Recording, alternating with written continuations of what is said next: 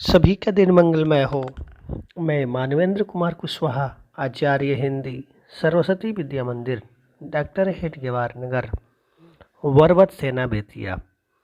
आज हम सभी कक्षा अष्टम के भैया बहनों के लिए हिंदी में पाठ 11 ऋतुओं के चक्र का भाग 3 का अध्ययन करेंगे। अभी तक हमने अध्ययन किया था ग्रीष्म ऋतु और वर्षा ऋतु का। अब इसके बाद हम लोग अध्ययन करते हैं, यहाँ से है वर्षा के बाद आगमन होता है शरद ऋतु का। यह ऋतु हमें वर्षा से उत्पन्न गंदगी से छुटकारा दिलाती है। इस ऋतु में काली काली घटाएं नहीं उमड़ती और पृथ्वी पर फूल खिल जाते हैं। अर्थात जो वर्षा ऋतु की भयंकर बाढ़ें आती हैं, जिसके कारण अनेक विपदाएं जन्म लेती हैं, लोगों के मकान तक ध्वस्त हो जाते हैं, उन सभी से निजात शरद ऋतु में मिलता है। और शरद ऋतु आप सभी जानते हैं कि भाद्र और आश्विन के महीने में होता है। और शरद ऋतु का जो चक्र होता है, यह हमें वर्षा ऋतु से जो भी गंदगी उत्पन्न होती है उससे छुटकारा मिलता है। अर्थात वर्षा ऋतु में जो सारी चीज़ें नष्ट होती है, हम उन सभी का फिर से सृजन करते हैं। इस ऋतु में काली काली घटाएं नहीं उमड़ती। अर्थात इस ऋतु में जो काले काले बादल आते हैं, और एक तो घटा मतलब बादल की घटा होता है, जिससे हम इंग्लिश में कहते हैं क्लाउडी, वह कम होने लगता है, वह घटने लगता है। अर्थात वह आसमान में घुमड़ते हुए, अर्थात इधर उधर घूमते हुए नहीं दिखाई देता है। और पृथ्वी पर जो होते हैं पुष्प खिलने लगते हैं। अर्थात पृथ्वी पर जो हरी भरी घासें हैं और पुष्प होते हैं वह खिल जाते हैं। तुलसीदास जी ने शरद ऋतु के आने और उसके सुहावने मौसम का चित्रण कुछ इस प्रकार से किया है। अब बात तुलसीदास जी की आई है तो देखते हैं हम यहाँ पे तुलसीदास जी का जो जन्म हुआ था वह उत्तर प्रदेश के बांदा जिले में सन 1532 ईस्वी में हुआ था। कुछ लोग अर्थात कुछ विद्वान इनका जन्म एटा जिले के सोरो नामक ग्राम में भी मानते हैं। 1532 ईस्वी में इनका जन्म हुआ था और मृत्यु इनकी 1623 ईस्वी में हुई थी। आप सभी परिचित हैं तुलसीदास जी से। इन्हें गोस्वामी तुलसीदास जी के नाम से भी हम जानते हैं। और इनका काव्य ग्रंथ है जिसके कारण से यह चर्चित और प्रसिद्ध हुए, वह है रामचरितमानस। और रामचरितमानस एक ऐसा महाकाव्य है जो जीवन जीने के तरीके को बताता है। इसके अलावा कवितावली, गीतावली, विनय पत्रिका इत्यादि। वैसे सर्वमान्य देखा जाए तो गोस्वामी तुलसीदास जी की 12 रचनाएं मिलती हैं। इन्होंने लिखा है, वर्षा विगत शरद ऋतु आई, लक्ष्मण देखो परम सुहाई।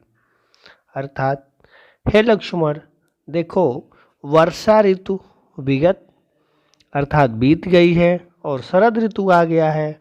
और शरद ऋतु में क्या होता है कि शरद ऋतु में जो मौसम यह आता है तो परम सुहाना, अर्थात यह बड़ा ही सुहाना लगता है शरद ऋतु। तो यह रामचरितमानस में से लिया गया है और रामचरितमानस से लिया गया है, इसलिए इसमें यह सारी चीज़ें बताई गई है कि लक्ष्मण देखो, राम जी कहते हैं लक्ष्मण से, लक्ष्मण देखो वर्षा ऋतु बीत गया है और शरद ऋतु आई है, और देखो यह कितना सुहावना होता है। आप सभी जानते हैं कि जब भगवान श्री राम जी सुग्रीव जी से मित्रता करते हैं और माता सीता का पता लगाने की बात कही जाती है, तो वहाँ पर यह बातें होती हैं कि वर्षा ऋतु समाप्त होने के बाद माता सीता का पता लगाया जाएगा। तो राम जी भाई जब वर्षा ऋतु समाप्त होता है तो लक्ष्मण से कहते हैं कि वर्षा बीत गया है और शरद ऋतु का सुहाना मौसम आ गया है। लक्ष्मण से ये सारी चर्चा करते हैं। शरद ऋतु की क्या विशेषता है कि इस ऋतु की चांदनी रात अत्यंत प्रिय लगती है और विजयादशमी का पर्व इसी ऋतु में आता है। और विजयादशमी का जो पर्व आता है, दशहरे का जो हम लोग मेला दुर्गा पूजा की बात करते हैं, वह दुर्गा पूजा इस ऋतु में ही होता है, अर्थात शरद ऋतु की चांदनी रात में ही मनाया जाता है। और इस ऋतु में चांदनी रात अत्यंत प्रिय लगती है। इस शरद ऋतु के बाद हेमंत का पदार्पण होता है, अर्थात हेमंत ऋतु आता है। कार्तिक और अगहन के महीने में पड़ता है।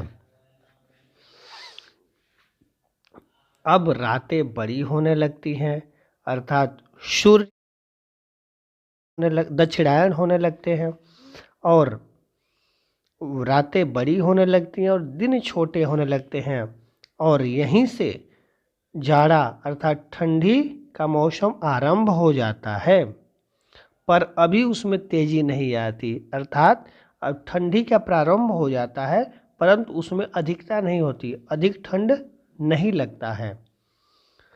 हेमंत के बाद शिशिर ऋतु में शीत पूरी शक्ति के साथ आ जाता है।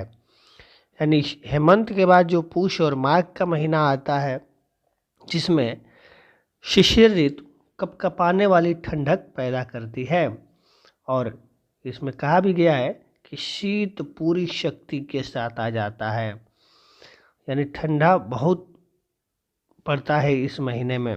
और इस ऋतु के अंतर्गत, शिशिर ऋतु के अंतर्गत दिन और छोटे हो जाते हैं।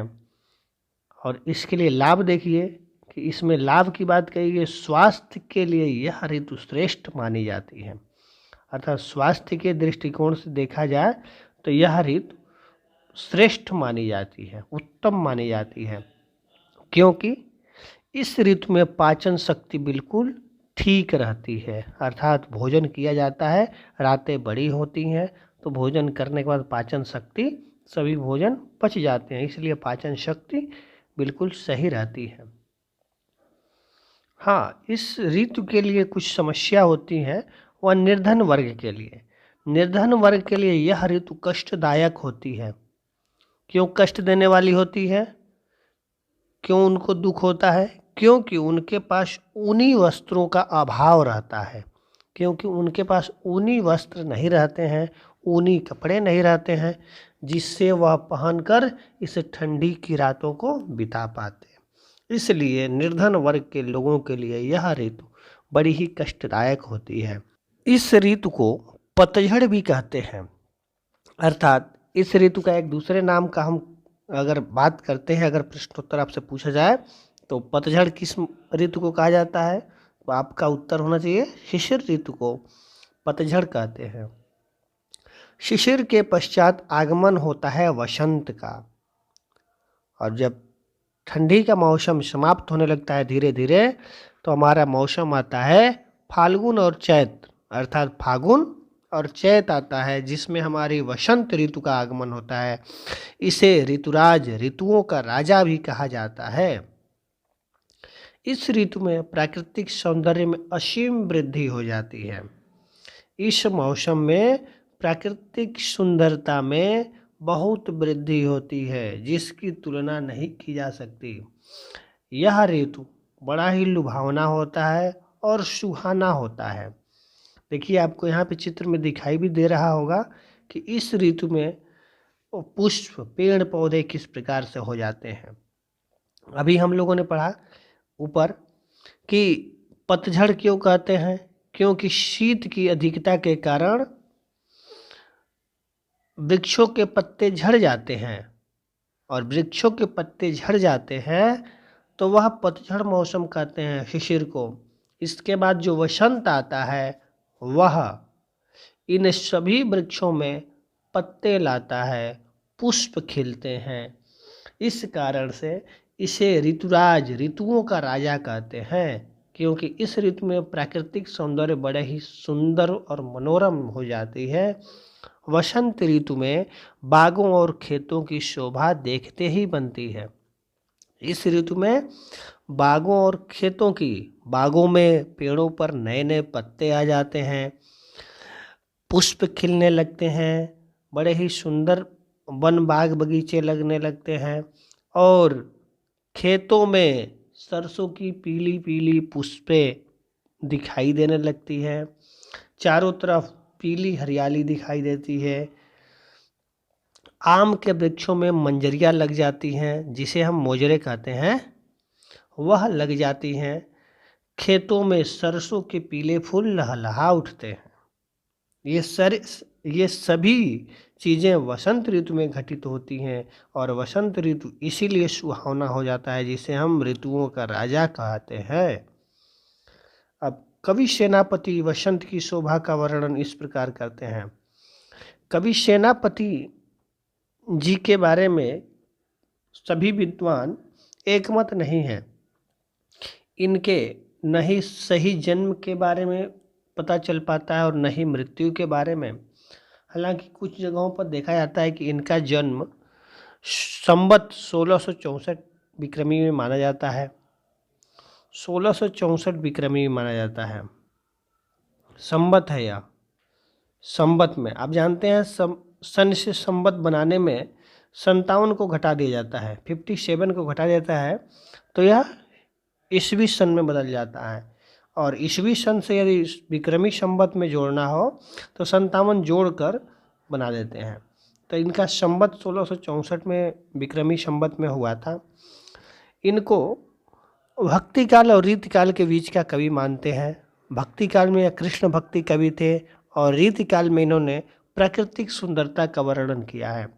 इसीलिए कवि सेनापति को प्राकृतिक कवि की उपाधि दी गई है, और प्रकृति का मनोरम वर्णन किया है। इन्होंने ऋतुओं का, सभी ऋतुओं का बड़े ही सुंदर और मनोरम ढंग से वर्णन किया है। यहाँ पर इनका एक कविता है।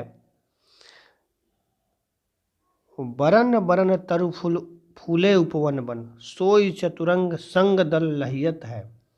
बरन बरन तरु फूले उपवन बन, सोई चतुरंग संग दल लहियत है। बरन बरन यानी अनेक प्रकार के, विभिन्न विभिन्न तरह तरह के, यानी अनेक प्रकार के तरु यानी वृक्ष फूलों से पूरे उपवन और वन भर गए हैं। यानी अनेक रूपों वाले जो भी वृक्ष होते हैं वह फूलों से, और सभी वन उपवन है हरे पत्तों से, उनकी हरियाली भर गई है। सोई, और इस प्रकार से वह प्रतीत हो रहा है कि वह हरियाली यानी पत्तों की हरियाली और पुष्पें सभी उसके संग दल लहियत है, अर्थात चतुरंग सेना बनकर, चतुरंगिणी सेना बनकर, जिसे हम चतुरंगिणी सेना कहते हैं, वह इस ऋतु की चतुरंगिणी सेना बनकर वो सभी दल उसके साथ लहलहाते हैं, यानी खिलखिलाते हैं। पुनः देखेंगे।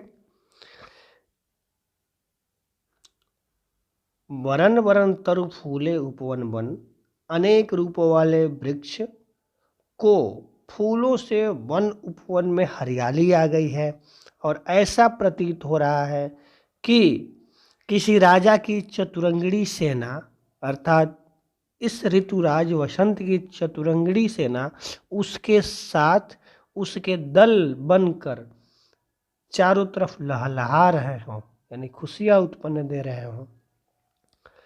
वसंत ऋतु में वसंत पंचमी और होली के पर्व अत्यंत उल्लासपूर्वक मनाए जाते हैं। वसंत ऋतु में वसंत पंचमी अर्थात सरस्वती पूजा जिस दिन पड़ता है वह वसंत पंचमी होता है, और इसी ऋतु में होली के पर्व भी बड़े हर्षोल्लास से मनाए जाते हैं। प्राचीन काल में इस ऋतु में मदनोत्सव मनाया जाता था। प्राचीन काल में इस ऋतु में ही मदन उत्सव अर्थात मदन कामदेव का जाता है, यानी कामदेव का उत्सव भी मनाया जाता है। यह प्राचीन काल में मनाया जाता था। विश्व के किसी अन्य देश में इस प्रकार की विविधताओं से युक्त ऋतु चक्र के दर्शन नहीं होते। यानी भारत की जो यह ऋतु के दर्शन होते हैं, यह विश्व के किसी भी देश में ऐसी विविधता वाले ऋतु चक्र के दर्शन नहीं होते हैं। अर्थात भारत इस दृष्टिकोण से देखा जाए तो बहुत ही महान देश है, जिसमें 6 ऋतुओं के चक्र को हम विभिन्न विभिन्न प्रकारों से देखते हैं और उन सभी ऋतुओं का अलग अलग महत्व है। आज की वीडियो में सिर्फ इतना ही। शेष प्रश्नोत्तर हम अगली वीडियो में देखेंगे। धन्यवाद।